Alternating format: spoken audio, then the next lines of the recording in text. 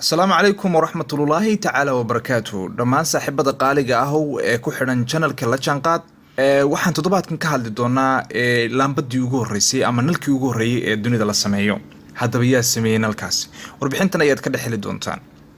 iftiinka nalalka korontada ku shaqeeya ayaa ah mid dunida si weyn wax uga bedelay waxaana jira taariikho kala duwan oo la sheego in la sameeyay ama la abuuray nalkii u horeeyay ee dunida inta badan waxaa laga hadlaa Thomas Edison oo la sheego inuu sanadkii 1879 sameeyay nalkii u horeeyay taariikhyahanada qaar ayaa ku doodaya inuusan ahayn qofkii u horeeyay ee isku daya sameynta nal koronto ku shaqeeya balse waxaa la isku raacsan yahay in nalalka uu sameeyay Thomas Edison ay ahaayeen kuwa ka wanaagsanaa ikhtirac kasta oo ka horeeyay sanadii 1802 Humphrey Davy waxa uu sameeyay nalkii u horeeyay ee koronto ku shaqeeya waxa uu tijaabiyay korontada in laga dhalin karo iftiin isagoo markaasi adeegsanaya bayteriyo xadhko iyo curiyaal kaarboon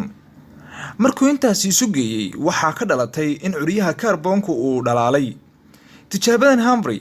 balse ma aysan noqon mid miro dhasha oo ku habboon isticmaalka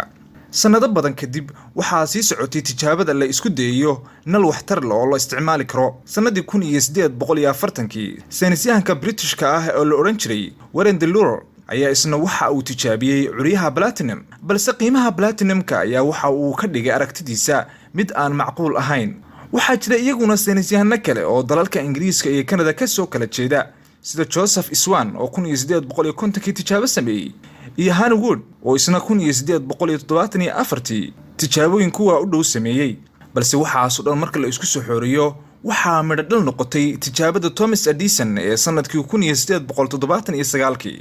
waxaana nalkiisu noqdeen kuwa ganacsi gali kara isagana waxaa la sheegaa in uu ka maray dhibaato aad u badan waxaana tusaale loo soo qaataa in qofku uu dulqaad u yeesho una sabro waxa uu sameynayo